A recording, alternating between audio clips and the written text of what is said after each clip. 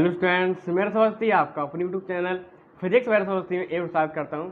तो आज हम आपसे बात करते हैं क्लास 10th की साइंस पर। तो जैसे कि हमारा पिछला वीडियो आया था अवतल लेंस में प्रतिबिंब का बनना। अगर हम इस वीडियो को नहीं देखें, मतलब 10th का लगभग हमारे हिसाब से लगभग 35% सिलेबस खत्म हो चुका है। फिजिक्स का बता रहा है, फिजिक्स का 35-40% हो चुका है। उसके बाद हम बात कर रहे हैं प्रिज्म आज 1 शॉर्ट रिवीजन रहेगा, पूरा हमारा चैप्टर ही खत्म कर दें इसको हम प्रिज्म को। उसके बाद हम बात करेंगे मानोमेट्री, मतलब कुछ ज़्यादा वैसा नहीं, ठीक है। तो प्रिज्म की बात करेंगे आज हम। क्या है प्रिज्म, समझो क्या है। हाँ, एक बात और, इसकी जो नोट्स आपको मिलेंगे वो डिस्क्रिप्शन में आप जब जैसे ही देखोगे तो हम आपको लिंक होगी टेलीग्राम चैनल की फिजिक्स फायर समझती, वहाँ जाके उसे डाउनलोड कर लेना, ठीक है। चलो तो बात करेंगे प्रिज्म क्या है। प्रिज्म, अगर प्रिज्म की बात आती है तो क्या है समझो।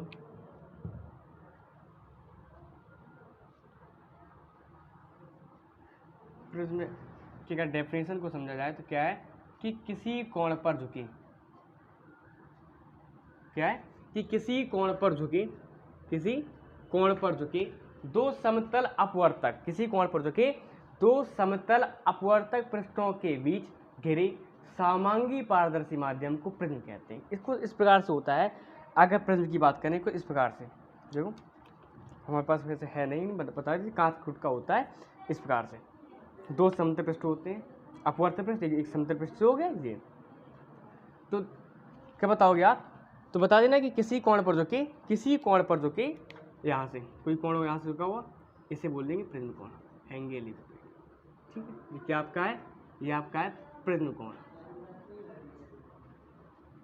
इसे दूसरा नाम देते हैं हम अपवर्तक कोण, अपवर्तक।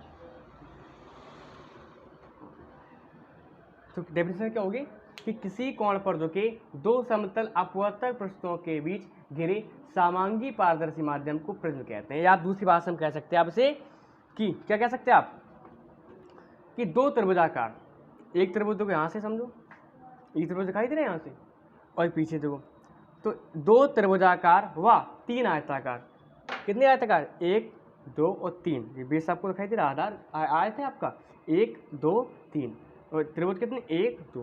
तो क्या कहोगे आप, दो त्रिभुजाकार व तीन आयताकार सतह से घिरी आकृति को, दो त्रिभुजाकार व तीन आयताकार सतह से घिरी आकृति को प्रिज्म कहते हैं। या कह सकते हैं आप किसी कोण पर झुके दो समतल, यानी कि प्रथम अपवर्तक पृष्ठ आपका जी है,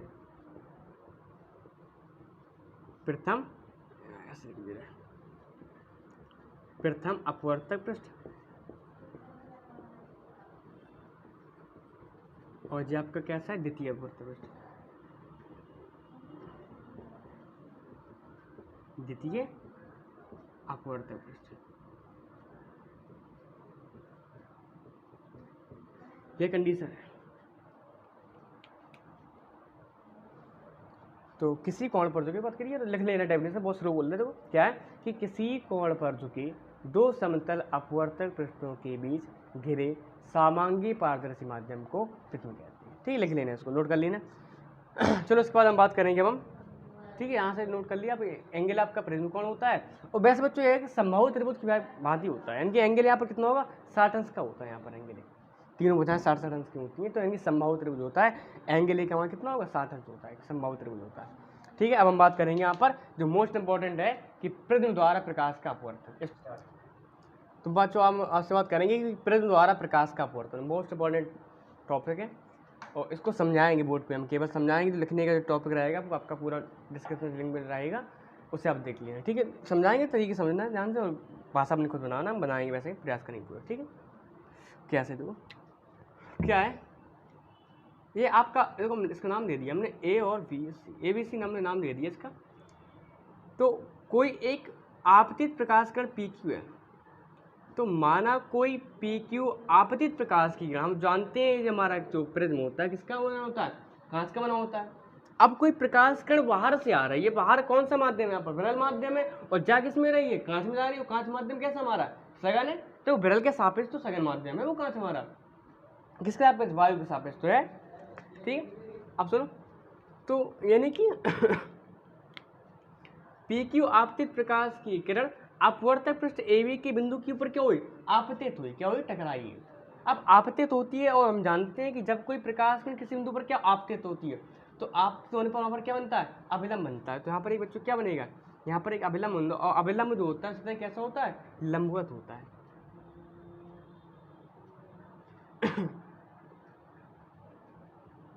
जो हमारा अभिलंब हो गया, और जो अभिलंब है इस सतह ए बी कैसा है, लंबवत है। ठीक, अब समझो आगे।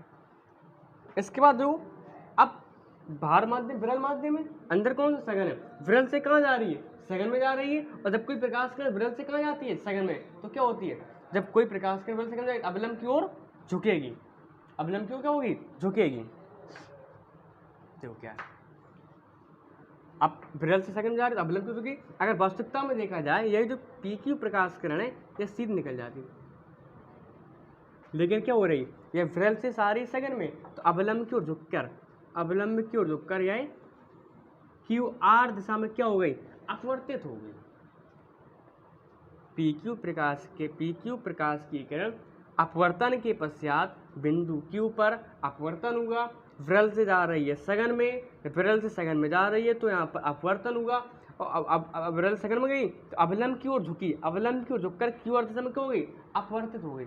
अब आर पर, यानी कि इस बिंदु आर पर अपवर्तक पृष्ठ एसी के बिंदु आर पर, द्वितीय अपवर्तक पृष्ठ एसी के बिंदु आर पर पुनः क्या होगा, अपवर्तन होगा, क्योंकि अब सघन से जा रही है विरल में, सघन से जा रही है विरल में। अब वास्तविकता में अगर देखा जाए अगर अपवर्तन ना हो तो सीधे निकल जाए, लेकिन क्या अपवर्तन हो रहा, अपवर्तन हो रहा है, अब सघन से विरल में जा रही है तो अभिलंब से क्या होगी, अभिलंब से दूर हटेगी। अभिलंब से, पहले अभिलंब यहाँ पर बनाओ, अभिलंब होगा सतह कैसा होगा, लंबवत होगा। जिसका विलंब हो गया इस सतह का क्या है, सीधा बनाओ इसको।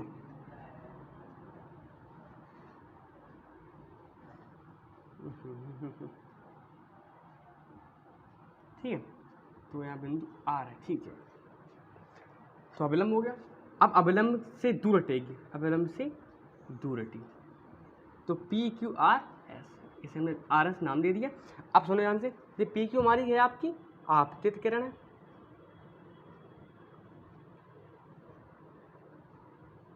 पी क्यू हमारी कौन सी है, आपतित किरण है, और हमारी यहाँ पर जी क्या है, यह है अपवर्तित किरण, अपवर्तित किरण। उसके बाद हमारी जी वाली क्या है, यह है निर्गत किरण,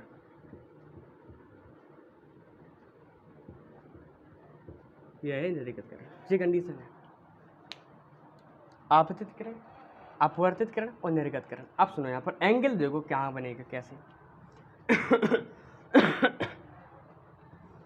अब देखो ध्यान से, एक बार समझा दिया ना, उसके बाद देखो क्या, देखो माना कोई पी क्यू आपतित प्रकाश की किरण अपवर्तक पृष्ठ ए बी के, अपवर्तक पृष्ठ ए बी के बिंदु क्यू पर अपवर्तन के पश्चात यह क्यू आर दिशा में अपवर्तित हो जाती है, क्यू आर दिशा में अपवर्तित हो जाती है।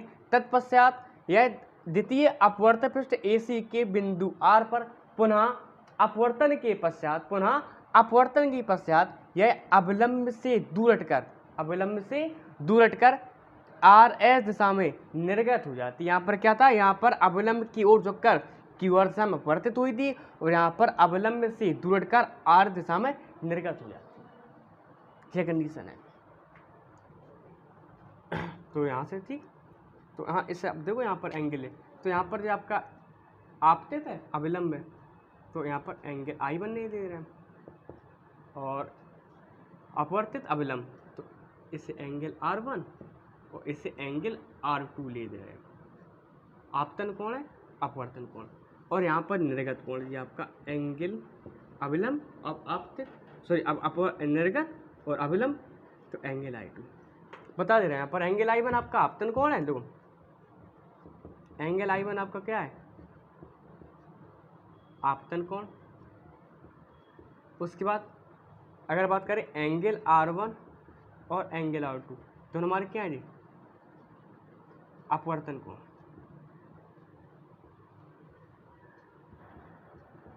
क्या है हमारे, अपवर्तन कोण, और एंगल I2 हमारे क्या है, निर्गत कोण। एंगल I2 हमारी क्या है, निर्गत किरण। ये कंडीशन है। यहाँ से देखो निर्गत कोण जो हो गया, आपतन कोण एंगल I1। अब बात आएगी यहाँ से इम्पोर्टेंट बात आती है। तो अगर इसकी फॉर्मूले का उसको बता दे रहे हैं पहले, यहाँ समझो विचलन कोण। विचलन कोण क्या होगा, देखो विचलन कोण कुछ नहीं पूछा जाएगा, परिभाषा पूछी जाती है, विचलन कोण क्या है कुछ नहीं बता दें। देखो अगर पी क्यू, देखो पी क्यू आपतित प्रकाश की किरण को आगे बढ़ाते जाने पर व आर एस प्रकाश किरण को, निर्गत किरण को पीछे बढ़ाते जाने पर, इसे पीछे बढ़ाइए, इसे आगे बढ़ा दिया हमने, इसे पीछे बढ़ाइए। तो जहाँ पर ये दोनों किरण एक दूसरे को काटते हैं वहाँ पर क्या बनता है, वहाँ पर विचलन कोण यानी कि सिग्मा बनता है। वहाँ पर क्या बनता है, सिग्मा।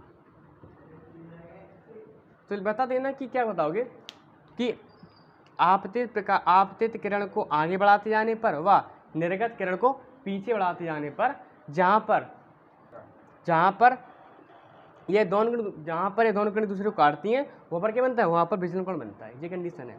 या बता देना, क्या बता देना कि आपतित किरण व निर्गत किरण के बीच बना कोण विचलन कोण कहलाता है। इसे सिग्मा से प्रदर्शित करते हैं। तो क्या कहोगे, आपतित किरण व निर्गत किरण के बीच बना कोण विचलन कोण कहलाता है।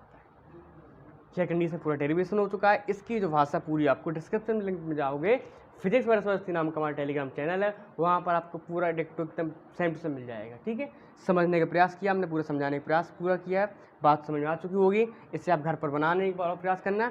ठीक है, उसको चलो इसके आप इसके से लीजिए पहले आप।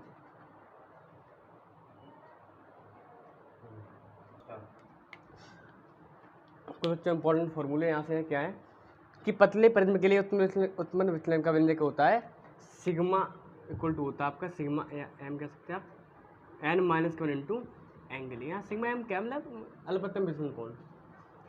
हमारी बात को तो यदि किसी प्रिज्म का कोण एंगल है, कोण ए तथा किसी रंग की किरण अल्पतम विचलन कोण कितना सिग्मा एम, तो उस रंग के लिए प्रिज्म के पदार्थ का पतंग होता है, फॉर्मूला जानते हैं, एन इक्वल टू होता है sine sigma M plus angle A by two वटे sine angle A by two, which बहुत मोस्ट इम्पॉर्टेंट ये फॉर्मूला आपके लिए है।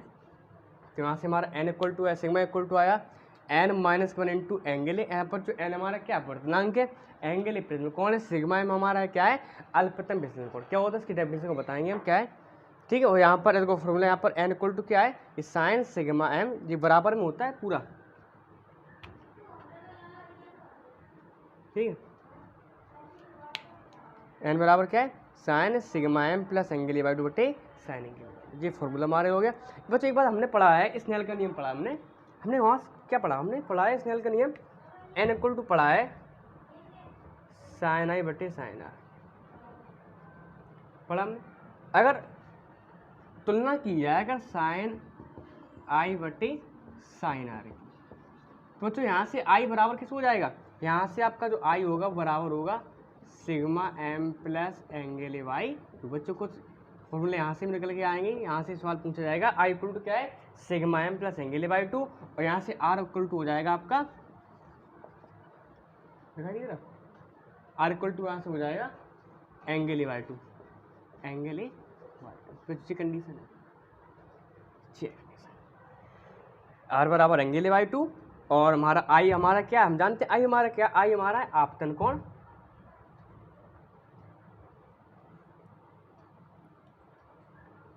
आई हमारा आपतन कोण है, और हमारा क्या है अपवर्तन कोण।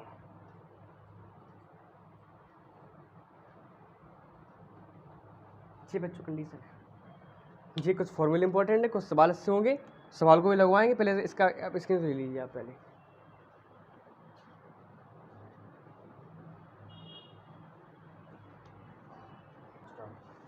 तो जो आज हम बात करेंगे कि प्रकाश का वर्ण विक्षेपण, प्रकाश का वर्ण विक्षेपण क्या है।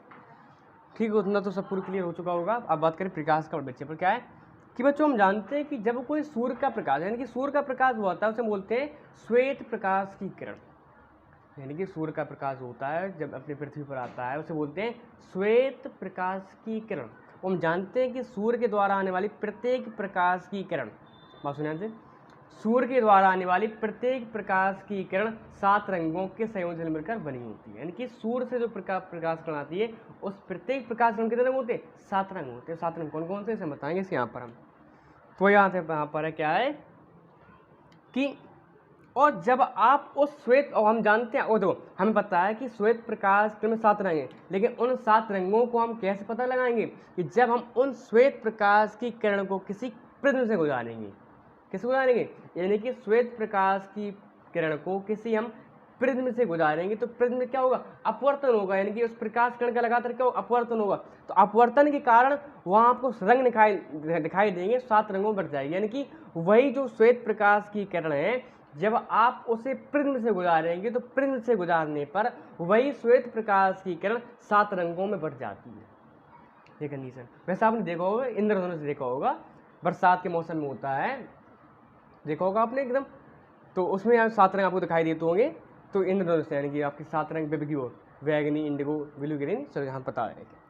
तो परिभाषा क्या होगी? यहाँ से आपको डेफिनेशन पूछी जाएगी कि प्रकाश का बल विक्षेपण क्या है। प्रकाश का बल विक्षेपण क्या है पूछा जाएगा आपसे।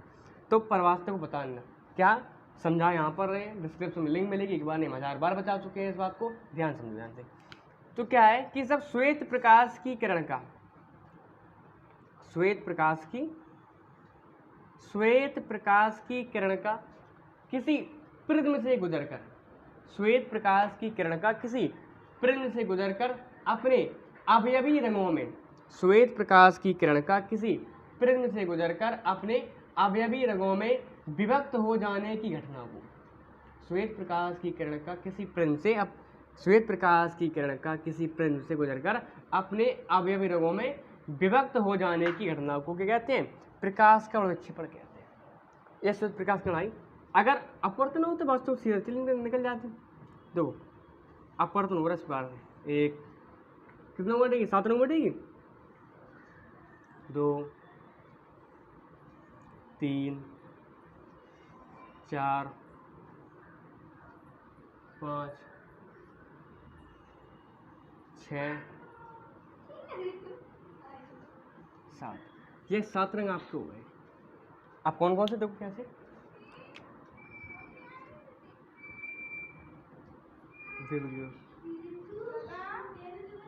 ये कंडीशन है, वैगनी, indigo, blue, green, yellow, orange और रेड। श्वेत प्रकाश की किरण का, यानी कि यह श्वेत प्रकाश है आपका, श्वेत प्रकाश की किरण है, श्वेत प्रकाश की। तो श्वेत प्रकाश की किरण का किसी प्रिज्म से गुजरकर अपने अवयवी रंगों में विभक्त हो जाने, यानी कि बढ़ जाने की घटना को कहते हैं प्रकाश का बल विक्षेपण कहते हैं। इससे आप इसे बात क्लियर है? आप कुछ इंपॉर्टेंट बातें यहाँ समझिए। अगर हम बात करेंगे ऊपर से, अगर हम नीचे आए, समझ लें ध्यान से, यानी कि ऊपर से नीचे आ रहे हैं, फॉर्मूले में सभी बताएं कौन कौन से। देखो एक फॉर्मूला हमने पढ़ा है, सेम इक्वल टू पढ़ा है n-1 इंटू एंगल। एक फॉर्मूला हमने पढ़ा है n इक्वल टू C/V, ठीक है। एक हमने पढ़ा formula v equal to n lambda. यहाँ n बच्चों आवृत्ति होती है, n अपवर्तनांक नहीं होता। यहाँ पर n अपवर्तनांक है, यहाँ पर n आवृत्ति फ्रिक्वेंसी होती है, यानी f लैम्डा कह सकते हैं, कन्फ्यूजन में। अब यहीं से निकालें कुछ इंपॉर्टेंट पॉइंट। अगर हम बात करें कि वैगनी रंग की तरंग दैर्ध्य की बात करें, तरंग दैर्ध्य की बात करेंगे लैम्डा। यहाँ से पहले हम बात कर रहे हैं यहाँ से अपवर्तनांक, यानी कि n बराबर होता है C/V। आपको खुद समझ में आ गया होगा, यानी कि अपवर्तनांक का संबंध है, यानी कि यहाँ से समझो। तो यहाँ से अगर आवृत्ति नियत करते हैं तो V प्रोपोर्शनल लैम्डा, आवृत्ति नियत कर दिया हमने, तो V प्रोपोर्शनल क्या हो गया? लैम्डा, यानी कि वेग का संबंध किससे? तरंग दैर्ध्य से। यानी कि जिसकी चाल क्या होगी? अधिक होगी, उसका जिसकी चाल क्या होगी? अधिक होगी, वेलोसिटी इसकी अधिक होगी। तो जिसकी चाल अधिक, उसकी तरंग दैर्ध्य क्या होगी? अधिक होगी। तो यानी कि यहाँ पर क्या है? सबसे कम किसका विचलन होगा? विचलन होता है कि प्रकाश की किरण का अपने प्रारंभिक मार्ग से विचलित होना। विचलन क्या है? यानी कि अपने मार्ग से भटकना, कितना अपने मार्ग से विचलित हुई है, तो वही आपका विचलन है यहाँ पर। तो अगर देखा सबसे अधिक किसका विचलन है? वैगनी रंग का। सबसे अधिक विचलन आपका वैगनी रंग का विचलन है। तो ऊपर से नीचे आने पर, ऊपर से नीचे जब आप आ रहे हो तो वहाँ पर विचलन कोण क्या हो रहा? विचलन का मान, यानी कि आप कह सकते हैं यहाँ पर क्या विचलन क्या हो रहा है? विचलन अधिक हो रहा है। देखो सबसे अधिक विचलन किसका है, सबसे अधिक विचलन आपका वैगनी का है, सबसे कम लाल रंग का। ऊपर से नीचे की बात, नीचे से करोगे आप तो विचलन बढ़ेगा, विचलन क्या सॉरी घटेगा, ऊपर से नीचे विचलन बढ़ रहा है। अब तरंगदैर्घ्य की बात यहीं पे कर ले रहे हैं, तरंगदैर्घ्य की बात कर ले, ऊपर से हम नीचे आ रहे हैं, ऊपर से हम नीचे आ रहे हैं, सिग्मा यहाँ विचलन कौन है, तो सिग्मा प्रोपोर्शनल। अब सुनो यहाँ समझो, तरंगदैर्घ्य की बात करें तो n बराबर c अपॉन वी, तो n प्रोपोर्शनल 1 अपॉन वी, जिसकी चाल क्या होगी, अधिक होगी, उसका अपवर्तनांक क्या होगा, कम होगा। क्यों, एक दूसरे कैसे हैं, यानी कि अगर हम c को कांस्टेंट कर दें हम, तो n प्रोपोर्शनल 1 अपॉन वी, तो n प्रोपोर्शनल 1 अपॉन वी, यानी कि जब आप v को बढ़ाओगे तो v को बढ़ाने पर n का मान क्या होगा, घटेगा। क्यों, एक दूसरे कैसे प्रतिलोमानुपाती, तो वेग यहाँ पर अधिक है। अगर हम वेग अधिक कर रहे हैं, चाल को बढ़ा रहे हैं, तो अपवर्तनांक भी बच्चों कम हो रहा है। और चाल किसकी यहाँ पर अधिक है, लाल रंग की अधिक है। जब लाल रंग की चाल अधिक है, तो लाल रंग की यहाँ पर अगर चाल अधिक है, तो लाल रंग की चाल अधिक, तरंगदैर्घ्य क्या होगी, अधिक होगी। तो वही बात है यहाँ पर, ऊपर से नीचे आने पर तरंगदैर्घ्य बच्चों क्या होगी, घटेगी, यानी कि चाल धीरे धीरे क्या होगी, कम होगी, धीरे धीरे चाल कम होगी। जब चाल कम धीरे धीरे होगी, तो उस कंडीशन में आपके अपवर्तनांक क्या होगा, अपवर्तनांक बढ़ेगा। चाल को घटाओगे तो अपवर्तनांक बढ़ता है, अपवर्तनांक बढ़ता है। और चाल जैसे ही आप रेड से नीचे की ओर चले आओगे, तो धीरे धीरे चाल धीरे धीरे कम होती चली जाएगी। जब चाल धीरे धीरे कम हो रही है, तो उस कंडीशन में अपवर्तन धीरे धीरे बढ़ता जाएगा। ठीक है, तो आप ऊपर नीचे आने पर अपवर्तनांक भी बढ़ता है, अपवर्तनांक दिखाई दे रहा है, देखो यहाँ से अपवर्तनांक बढ़ता है। ऊपर से नीचे आने पर अपवर्तनांक क्या होगा, देखो कोई कॉन्सेप्ट पूरा यहीं से है, n proportional 1 upon v, v velocity है। अगर चाल को आप यहाँ पर बढ़ाओगे, तो चाल अगर यहाँ पर घटेगी, तो अपवर्तनांक बढ़ेगा, व्युत्क्रमानुपाती है। अगर देखो जैसे ही यहाँ से आपने चाल को घटाई, तो चाल घटेगी, अगर चाल घटी यहाँ पर, तो आपका तरंगदैर्घ्य भी क्या होगा, घटेगी। तो हमने विचलन निकाल लिया, अपवर्तनांक निकाल लिया। अब तरंगदैर्घ्य की बात कर ले रहे हैं, तो तरंगदैर्घ्य की अगर बात की जाए, तो ऊपर से जब नीचे आओगे आप v बराबर एन लैम्डा, हमारा कहाँ है फॉर्मूला, तो अपवर्तनांक बढ़ रहा था, अपवर्तनांक बढ़ा तो चाल क्या हो रही, घट रही। और चाल अगर घट रही है, तो यहाँ पर तरंगदैर्घ्य भी क्या होगी, तरंगदैर्घ्य घटेगा। यानी कि ऊपर से नीचे आने पर, ऊपर से नीचे आने पर तरंगदैर्घ्य क्या होगा, घटेगा। तरंगदैर्घ्य हम जानते हैं कि तरंगदैर्घ्य का संबंध होता है चाल से, तरंगदैर्घ्य का संबंध होता है चाल से, और जिसकी तरंगदैर्घ्य अधिक, उसकी चाल भी क्या होगी, अधिक। तो यानी कि ऊपर से नीचे आने पर, हम बना दे रहे हैं यहाँ पर, चलो यहाँ बना दिया, ऊपर से नीचे आने पर, यहाँ लिख दे रहे, ऊपर से नीचे आने पर तरंगदैर्घ्य क्या होता, घटता है, तरंगदैर्घ्य घटता है।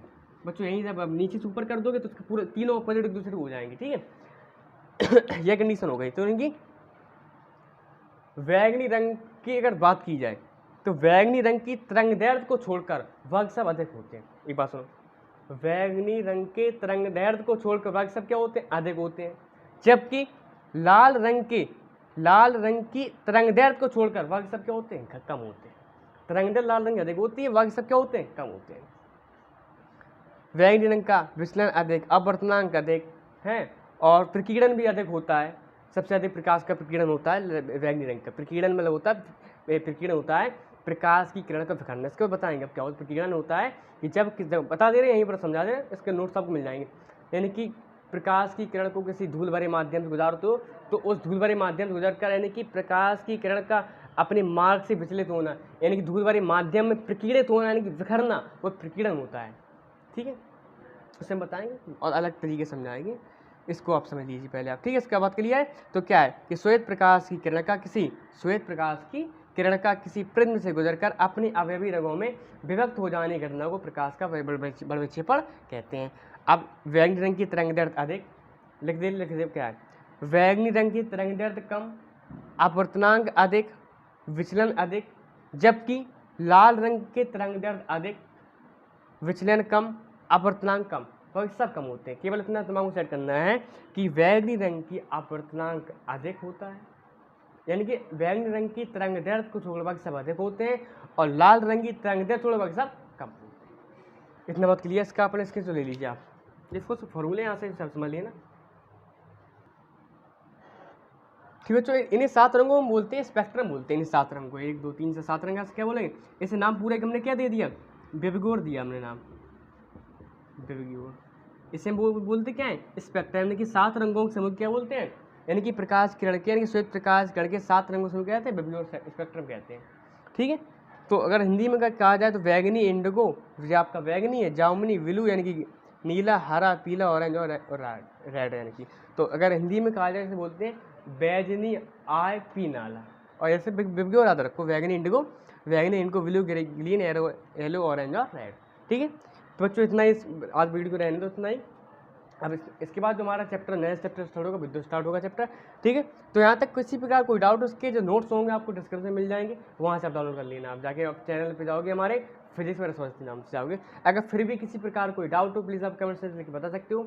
वैसे प्रयास तो उन्हें पूरा किया है कि आपको हर एक बात समझ में आ चुकी होगी। या फिर भी किसी प्रकार कोई डाउट हो, आप कमेंट सेक्शन में बता सकते हो। ठीक है बच्चों, अगर आपको हमारा वीडियो अच्छा लगा, प्लीज़ हमारे वीडियो को लाइक कीजिएगा और अन्य दोस्तों को बताइएगा हमारे चैनल के बारे में, क्योंकि आपको कंटिन्यू वीडियो मिलेगी, डेली वीडियो। अगर आपने पिछली वीडियो नहीं देखी तो पिछली वीडियो को आप देखिए। किसी प्रकार किसी भी कंटेंट में कोई समस्या आती हो, कोई डाउट होता हो, प्लीज़ आप कमेंट सेक्शन लिख के बता सकते हैं और अन्य दोस्तों को बताइएगा आप। ठीक है बच्चों, इतना ही हमें आपसे और कुछ नहीं, आप कम से कम 5 से 10 लोगों को अपने दोस्तों को बताइएगा, सभी लोगों को जानकारी बताइएगा कि हमारे सर का जो चैनल है उससे आप पढ़िए। ठीक है बच्चों, तो आज इतना ही, उसके बाद कल जो वीडियो आएगा उसको आगे बताएगा। थैंक यू बच्चों।